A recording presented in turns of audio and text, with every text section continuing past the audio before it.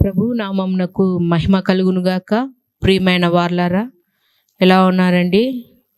మీరందరూ క్షేమంగా ఉండాలని, చక్కటి ఆరోగ్యాలతో ఉండి దేవుని యొక్క ఘననామాన్ని స్తుతించే బిడ్డలుగా ఉండాలని మా అనుదిన ప్రార్థన. ప్రియమైన వార్లారా, చూస్తుండగానే సంవత్సరం ముగింపులోకి వచ్చి ఉన్నాం. మొన్న ప్రారంభించి ఉన్నాము కొత్త సంవత్సరం. దేవాది దేవుని యొక్క మహాకృప చొప్పున సంవత్సరం ముగింపులోనికి వచ్చి ఉండగా ఆయన రెక్కల చాటున మనల్నందరినీ, మన కుటుంబాలని దేవుడు సంరక్షిస్తూ భద్రపరుస్తూ కాపాడుతున్న విధానానికి దేవునికి కోటాను కోట్ల స్తుతులు స్తోత్రములు చెల్లించవలసిన వారమై ఉన్నాం. మంచిది ప్రియమైన వాళ్ళరా, అనేక విషయాలు ఈ సంవత్సర కాలంలో దేవుని యొక్క మాటలు మీతో పంచుకోవడానికి ఘనమైన దేవుడు నాకు కృప చూపించిన విధానానికి దేవాది దేవునికి నా హృదయపూర్వకమైన కృతజ్ఞతాస్తుతులు చెల్లించుకుంటున్నాను. అంత మాత్రమే కాకుండా మరొక నూతనమైన మాటలతో మీ కుటుంబాలను దర్శించడానికి దేవుడు కృప చూపించి ఉన్నాడు. ఏమాత్రం సమయంను వ్యర్థపరచక దేవుడు మనకిచ్చిన శ్రేష్టమైన సమయంలో దేవుని మాటలను ధ్యానిద్దాం. దేవుని మాటలు మనం ధ్యానిస్తున్నప్పుడు చాలాసార్లు నేను తెలియచేస్తుంటాను, ఏమంటేనా, మనలో దాగి ఉన్న దేవునికి ఇష్టం లేని ఏ కార్యములైనా కానీ మనలో దాగి ఉన్నట్లయితే వాక్యం ద్వారా వాటిని సరిచేసుకొని దేవుని దగ్గర మనం మరింత బలంగా, విశ్వాసంలో బలంగా ఉండాలని మన ప్రార్థన. మంచిది ప్రియమైన వాళ్ళరా, నేటి దినకాలం నేను ఏర్పాటు చేసుకున్న అంశభాగం ఏదనగా, నీ ప్రార్థన ద్వారా నీకు స్వస్థత కలుగుతున్నదా లేదా? ఏంటి మా ప్రార్థన ద్వారా స్వస్థత అని అనుకుంటున్నారా? మనం చాలాసార్లు ప్రార్థిస్తుంటాం కదండి. కొద్దిపాటి బలహీనత వచ్చేలోగా, దేవా నన్ను స్వస్థపరచు తండ్రి, నన్ను బాగు చేయి తండ్రి, మంచి ఆరోగ్యం ఇస్తే నీ సన్నిధానానికి వచ్చి నేను స్తుతిస్తాను తండ్రి అని గొప్ప గొప్ప వాగ్దానాలు ఇస్తుంటాం కదా. అనారోగ్యం వచ్చినప్పుడైతే దేవుడు గుర్తుకొస్తాడు.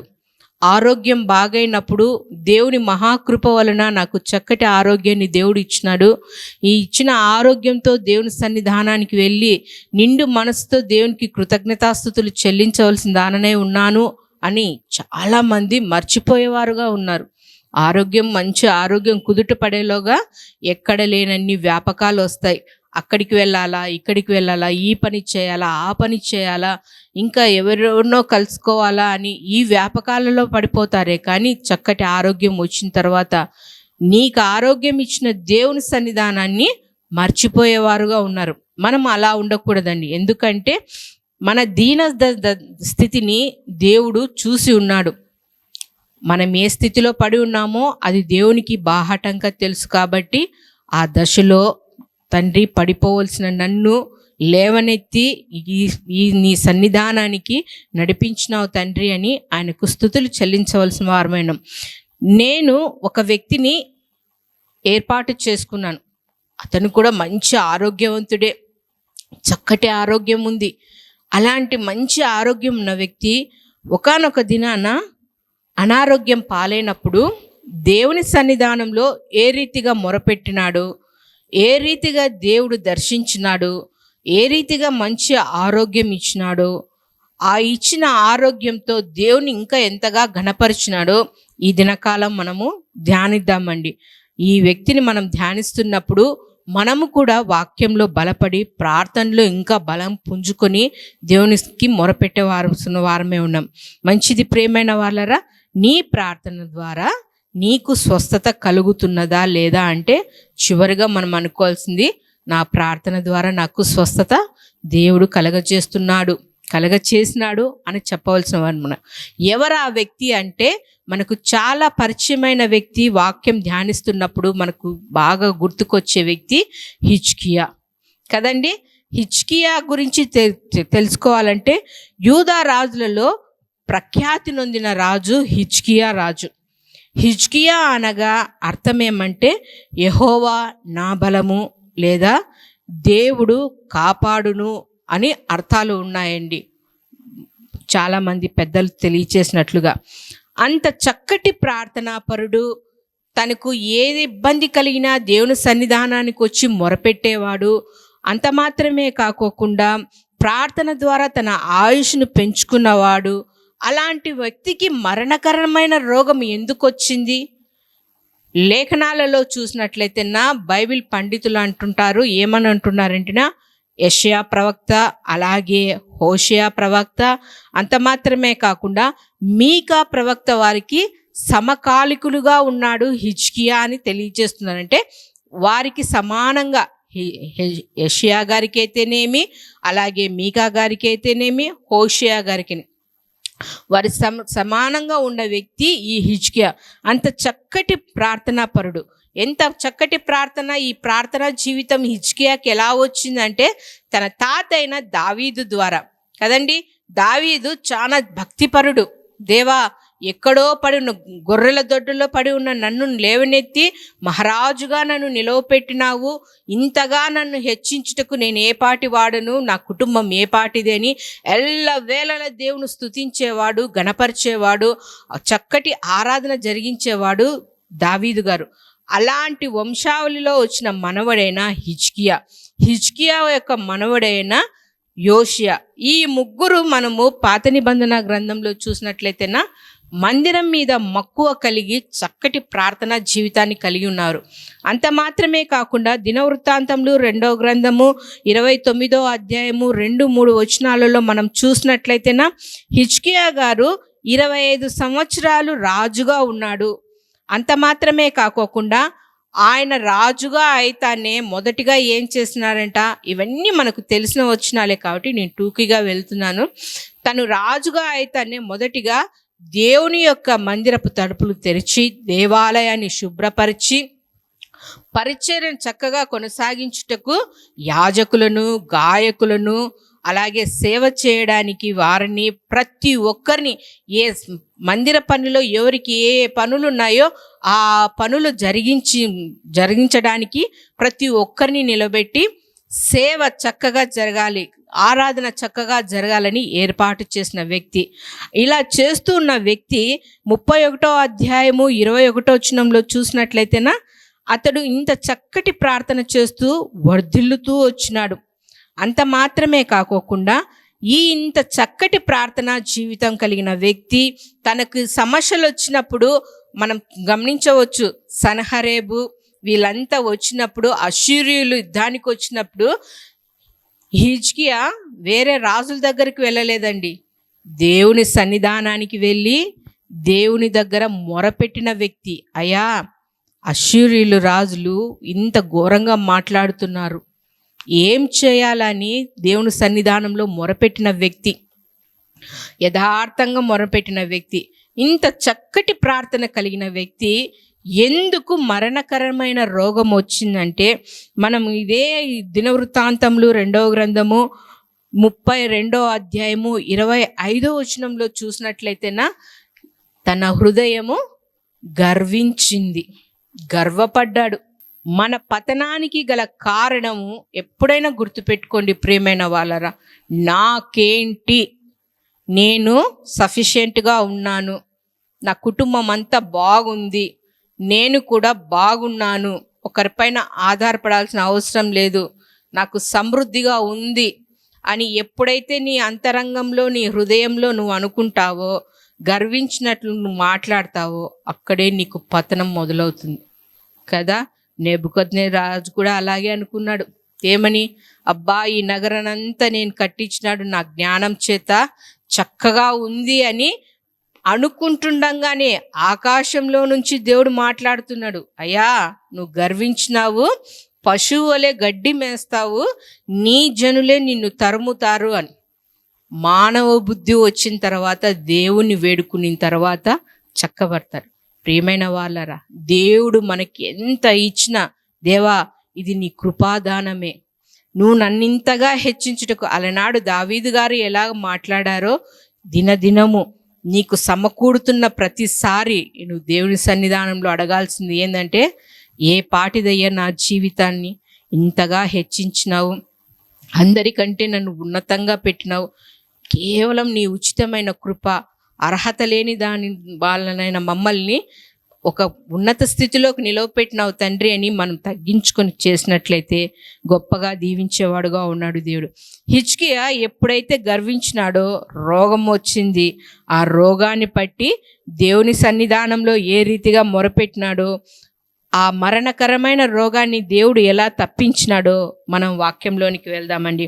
మీరు పరిశుద్ధ గ్రంథాలు తెరిచినట్లయితేనా పరిశుద్ధ గ్రంథం నుండి పాత నిబంధన గ్రంథము యెషయా గ్రంథము 38వ అధ్యాయము 2వ వచనంలో ఈ రీతిగా అతడు దేవునికి మొరపెడుతున్నాడు.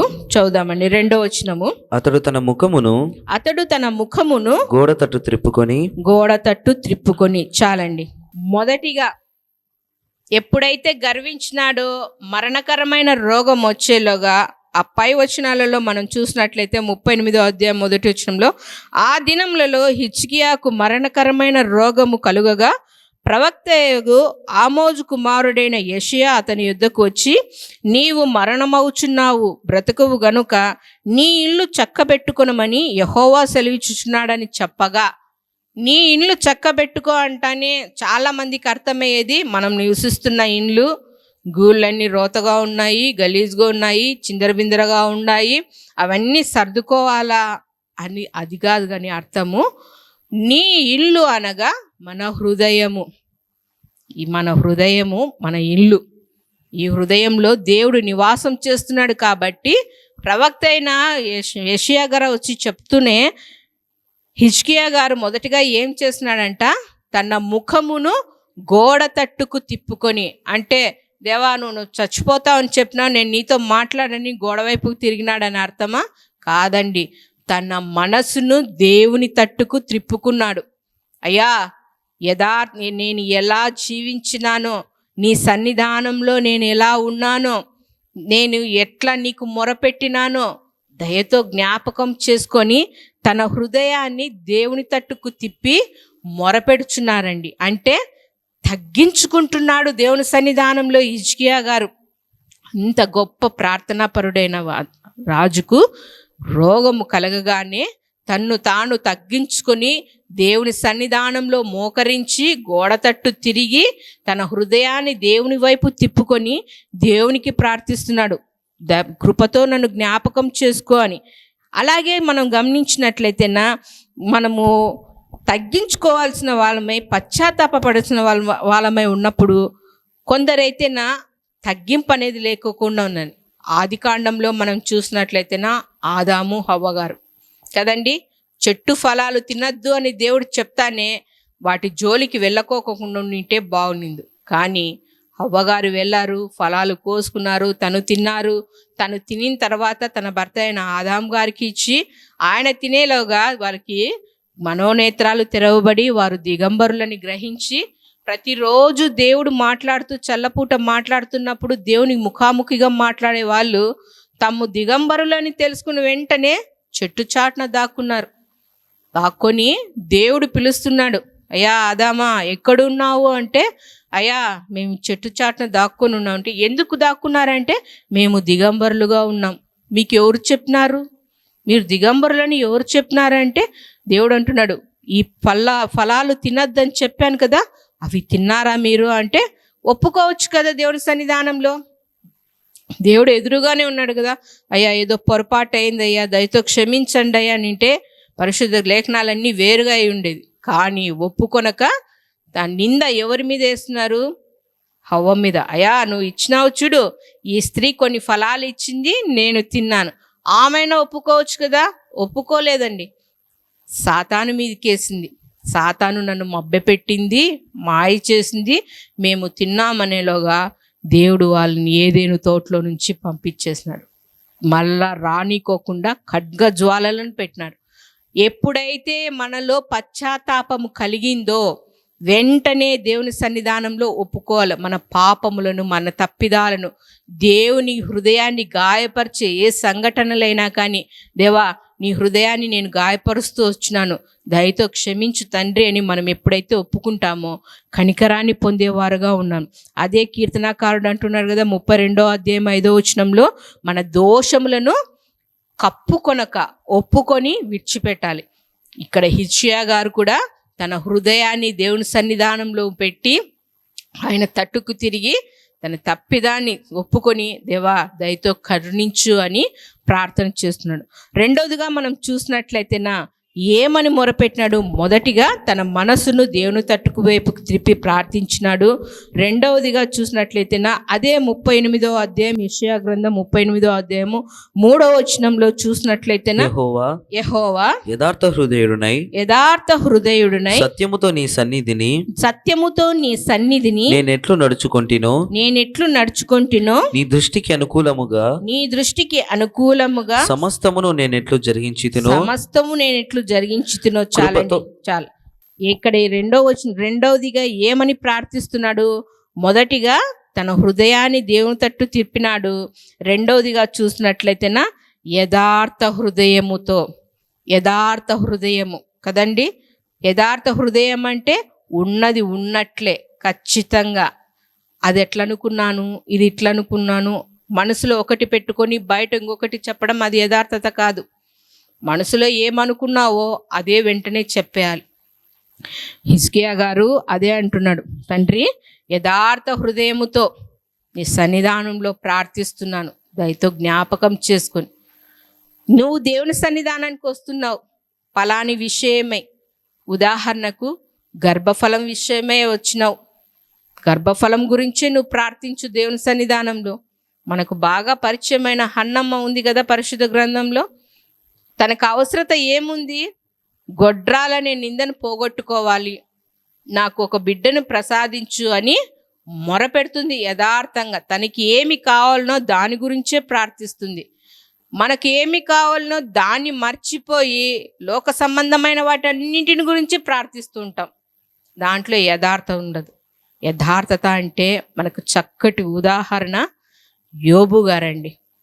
నేను చనిపోయినా కానీ నా యథార్థతను నేను విడిచిపెట్టను అన్నాడు. నష్టం కలిగింది, ఒళ్ళంతా చీకిపోయింది, భార్య దేవుని తిట్టి మరణం అంటుంది, పుట్టిన బిడ్డలందరూ చనిపోయినారు, దేవుడిచ్చిన ఆస్తి అంతా కోల్పోయినాడు, సర్వస్వం కోల్పోయినాడు. అదే పరిస్థితిలో మనం ఉంటే ఎన్ని నిందలేస్తామో కదా దేవునికి. అబ్బా ఇట్లా చేసినాడు అట్లా చేసినాడని ఇంకా ఎన్నో నిందలేసి దేవుని మాట్లాడేవారమై ఉన్నాం. కానీ యోబు గారు ఎక్కడా కానీ తన మాటలలో దేవుని ఇంత కూడా కించపరచక తక్కువ చేయక యెహోవా ఇచ్చెను యెహోవా తీసుకొనేను అని చెప్పి దేవుని నామాన్నే ఘనపరిచినాడు. అలాంటి యథార్థమైన హృదయాన్ని మనం కలిగి ఉండాలండి. హిజ్కియా గారు యథార్థమైన హృదయంతో దేవుని సన్నిధానంలో మొరపెట్టినాడు. అదే అంటున్నాడు కదా దేవాదేవ్ దినవృత్తాంతములు 2వ గ్రంథం 16వ అధ్యాయం 9వ వచనంలో, యథార్థవంతులను బలపరచుటకు యెహోవా కనుదృష్టి లోకమందంతటా సంచారం చేస్తుందంటే చక్కటి హృదయంతో ఏమి కావాలనో దాని కొరకు ప్రార్థించే వారి యొక్క మొరను వినుటకు ఆయన కనుదృష్టి ఉందంట. ఇంతవరకు నువ్వు యథార్థంగా దేవుని ప్రార్థిస్తున్నావో లేదో ఈ క్షణమే దేవునికి యథార్థ హృదయంతో ప్రార్థించు, మెండైన దీవెనలు దేవుడు నీకు అనుగ్రహించేవాడుగా ఉన్నాడు. అలాగే మనం చూసినట్లయితే మూడవదిగా ఏమని ప్రార్థించినాడంటే అక్కడే 3వ వచనంలో యెహోవా యథార్థ హృదయునే సత్యముతో నీ సన్నిధిని నేనెట్లు నడుచుకొంటినో నీ దృష్టికి అనుకూలముగా సమస్తమును నేనెట్లు జరిగించుతునో కృపతో జ్ఞాపకము చేసుకోమని హిజ్కియా కన్నీళ్లు విడిచుచు. చాలండి. ఏం చేస్తున్నాడంట? కన్నీటితో ప్రార్థిస్తున్నాడంట. ఏమని? అయ్యా నీ వైపు నా మనసును తిప్పినాను, నన్ను స్వస్థపరచు, యథార్థ హృదయంతో ప్రార్థిస్తున్నాను, నన్ను బాగు చేయని కన్నీళ్లు విడుస్తూ దేవుని సన్నిధానంలో కృపతో జ్ఞాపకం చేసుకో అని దేవుని సన్నిధానంలో మొరపెడుతున్నాడంట. ఇక్కడ మనం చూసినట్లయితే కన్నీళ్లు విడిచినారు యేసు ప్రభులు వారు 3 సందర్భాల్లో. ఒకటి, ప్రభులు వారు లాజరు కోసము కన్నీళ్లు విడిచినాడు. రెండవదిగా యెరూషలేము గూర్చి కన్నీళ్లు విడిచినాడు. అంత మాత్రమే కాకుండా ఆయన ఏకాంత ప్రార్థన చేసుకున్నప్పుడు గెత్సెమనే తోటలోకి వెళ్ళినప్పుడు కన్నీళ్లు విడుచుచూ ప్రార్థిస్తున్నాడు. ప్రియమైన సహోదరి, ఎంతకాలమైంది దేవుని సన్నిధానంలో నువ్వు కన్నీళ్లు విడిచి? కన్నీటి ప్రార్థన ఎంతకాలమైంది నువ్వు చేసి? ఇక్కడ అంటున్నాడు కీర్తనాకారుడు 126వ కీర్తన 5-6 వచనాలలో, కన్నీళ్లు విడుచుచు విత్తువాడు సంతోషగానముతో పంట కోయును. ఎట్లా కన్నీళ్లు విడుచుచు? దేవా నాకు సహాయం చేయనైనా, నువ్వు తప్ప నాకు సహాయం చేసేవారు ఎవరు లేరని పిడికెడు విత్తనాలు చేత పట్టుకొని విశ్వాసి అయిన రైతు తన పొలంలోనికి వెళ్ళి కన్నీళ్లు విడుచుతూ విత్తనాలు విత్తుతూ వెళ్తున్నాడండి. అలా కన్నీటితో భారముతో ప్రార్థన చేసుకుంటూ విత్తనాలు విత్తితే దేవుడు ఆ పంటను ఆశీర్వదించి సంతోషంగా ఆ పంటను కోసుకునేటట్లు, ఏ కరువు కానీ ఏ పురుగు కానీ ఏవి కూడా దరిచేరనికోకుండా సమృద్ధి అయిన పంటను దేవుడు అనుగ్రహించినప్పుడు సంతోషగానంతో ఆ పనులను కోసుకుంటూ వెళ్తున్నాడు. ప్రియమైన వాళ్ళరా, ఉందా కన్నీటి ప్రార్థన?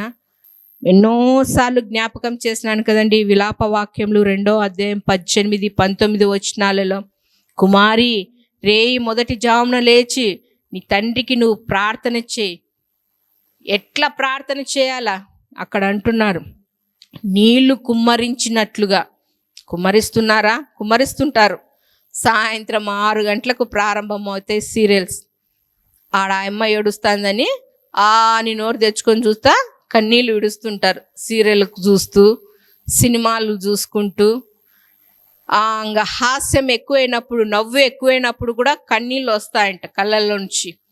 వాటిని చూసి కన్నీళ్ళు విడుస్తున్నారే కానీ నేటి కాలంలో, దేవా ఎక్కడో పడవలసిన నా కుటుంబాన్ని ఈ స్థితిలోకి నిలవపెట్టినావునైనా, విశ్వాస జీవితాన్ని ఇచ్చినావు తండ్రి.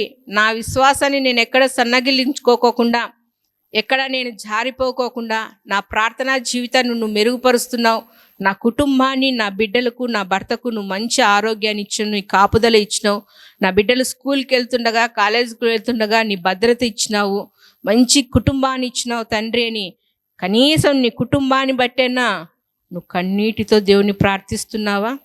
దేవుని సన్నిధానంలో ఎలా మోకరించాలి, దేవునికి ఏ రీతిగా ప్రార్థించాలి, ఏ రీతిగా మొరపెడితే దేవుడు సమాధానాన్ని ఇస్తాడు, మంచి జ్ఞానాన్ని ఎలా ఇస్తాడు? ఒక్క కంటత వాక్యమైన మీ బిడ్డలు మీ ప్రార్థనలో చేసేటప్పుడు వల్లిస్తున్నారా? గమనించండి. ముందు తల్లిగా నువ్వు ప్రార్థించు. నువ్వు ప్రార్థిస్తూ ఉంటే నీ బిడ్డలు కూడా మోకరిస్తారు. నీకే సీరియల్ పిచ్చి అయిపోతే, సినిమాల పిచ్చి అయిపోతే బిడ్డలకేమొస్తుంది? హిజ్కియా గారు అంటున్నారు, దేవా కన్నీటితో ప్రార్థిస్తున్నాను, కృపతో జ్ఞాపకం చేసుకోనానా అని అంటున్నాడు. చివరిగా ఏ ప్రార్థన చేసినాడో చదువుకుందామండి. 38వ అధ్యాయము 5వ వచనంలో చూసినట్లయితేనా ఆయన అంటున్నాడు, ఏమని మాట్లాడుతున్నాడు? నీవు తిరిగి హిజ్కియా యొద్దకు పోయి అతనితో ఇట్లనుము, నీ పితరుడైన దావీదునకు దేవుడైన యెహోవా, నీ పితరుడైన దావీదైన యెహోవా నీకు సెలవిచ్చినదేమనగా, నీవు కన్నీళ్లు విడుచుట చూచి తిని నీ ప్రార్థన నేను అంగీకరించి ఉన్నాను. చాలండి. ఏమంటున్నాడు? ఇంత భారభరితంగా యథార్థ హృదయముతో దేవుని వైపు మనసుకు తిప్పుకొని కన్నీటితో ప్రార్థిస్తున్నప్పుడు దేవుడు ప్రవక్త అయిన యెషయా ద్వారా అంటున్నాడు, యెషయా హిజ్కియా యొక్క ప్రార్థన నేను అంగీకరించి ఉన్నాను. మన ప్రార్థన కూడా అంగీకరించబడాల్సిన వారమై ఉండం.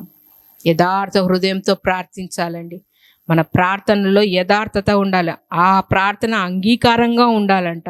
ఆ అంగీకారంగా ఉండాలంటే మనం ఏం చేయాలి అంటేనా, దేవునికి మన ప్రార్థన యథార్థంగా ఉండాలి. కయీను హేబేలును చూసినట్లయితేనా ఆదికాండంలో ఎవరి అర్పణ దేవుడు అంగీకరించినాడు అంటే, ఎవరి ప్రార్థన దేవుడు అంగీకరించినాడు? హేబేలు యొక్క ప్రార్థన అంగీకరించినాడు. కయీను పిసినితనంతో ఇచ్చినాడు దేవునికి, అంటే పిసినితనంగా ప్రార్థించినాడు కుదించి. అలా ఉండకూడదండి. దేవుడు అంటున్నాడు చక్కగా ప్రార్థించాలి. దేవుని సన్నిధానంలో ప్రార్థించినప్పుడు అయితేనా దేవుడు నిండాలుగా ఆశీర్వదించేవాడుగా ఉన్నాడు. ప్రియమైన వాళ్ళరా, హిజ్కియా ప్రవక్త రాజైన హిజ్కియా ఏ రీతిగా దేవుని సన్నిధానంలో ప్రార్థించినాడో మనము కూడా, అది ఏ వ్యాధి అయినా కానివ్వండి, ఏ చిన్న తలనొప్పి అయినా కానివ్వండి, దేవుని సన్నిధానంలో ఎక్కడో నేను తప్పిపోయి ఉన్నాను తండ్రి, దయతో జ్ఞాపకం చేసుకొని చిన్న ప్రార్థన చేస్తే దేవుడు నిండాలుగా ఆశీర్వదించేవాడుగా ఉన్నాడు. ఒక సహోదరి అంట, ముగింపులోనికి వచ్చేసాను. ఒక సహోదరి చక్కటి విశ్వాసం కలిగి, ప్రార్థనా జీవితాన్ని కలిగి చక్కగా ప్రార్థిస్తూ, ఆమె కూడా యథార్థ హృదయంతో తనకు గర్భఫలం కావాలి, 20 సంవత్సరాలు గర్భఫలం లేదు, దేవునికి మొరపెడుతూనే ఉంది విసుకక. ఎందుకంటే దేవుడు న్యాయాధిపతి కాబట్టి నా ప్రార్థన ఆలకిస్తాడు, నాకు సమాధానాన్ని ఇస్తాడనే నమ్మికతో దేవునికి మొరపెడుతున్నప్పుడు ఆమెతో పాటు ఇంకొక సహోదరి వచ్చి కన్నీటితో ప్రార్థిస్తుందంట. ఏమా అంత ఎక్కువగా ప్రార్థన ఏడుస్తున్నావు అంటే, నాకు వివాహమై 3 సంవత్సరాలు అయిందండి, గర్భఫలం లేదు అంటే, అలాగా నేను కూడా నీతో పాటు ప్రార్థిస్తానని ఆమె కొరకు ఈమె ప్రార్థిస్తూ వచ్చిందంట. ఈమె ప్రార్థించడం ద్వారా, ఇరువురు కలిసి ప్రార్థించడం ద్వారా రెండో సహోదరిగా వచ్చిన ఆమెకు దేవుడు గర్భఫలాన్ని ఇచ్చినాడు. ఆమె వచ్చి ఈమెకు చెప్పింది, ఈమె చాలా సంతోషపడింది, దేవుడు నీ మొర ఆలకించినాడమ్మా, చక్కటి బిడ్డను ఆమె ప్రసవించింది. ఈమె మొర పెడుతూనే ఉంది, కానీ ఆమె మొరలో ఆమెకి ఇచ్చినావే నాకు ఇవ్వలేదే అని అడగలేదండి, ప్రార్థిస్తూనే ఉంది. అలా ప్రార్థిస్తున్నప్పుడు ఆమె కన్నీటి ప్రార్థన 3 సంవత్సరాలకే కన్నీటి ప్రార్థన అయితే, 20 సంవత్సరాల నుంచి ప్రార్థిస్తున్న ఈమె యొక్క ప్రార్థన ఆమెకు చెప్పలేదు. నువ్వు 3 ఏళ్ళకి ఇంతగా ఏడుస్తున్నావా, నాకు 20 సంవత్సరాలు అయింది గర్భఫలం లేదని చెప్పలేదు. తన బాధ, తన కన్నీరు, తన యథార్థత అంతా మనసులోనే పెట్టుకొని ఆమె కొరకు ప్రార్థించడం ద్వారా దేవుడు ఈమెను దర్శించి డబుల్ డమాకా అంటారు కదానండి, కవలలను ఇచ్చినాడండి దేవుడు.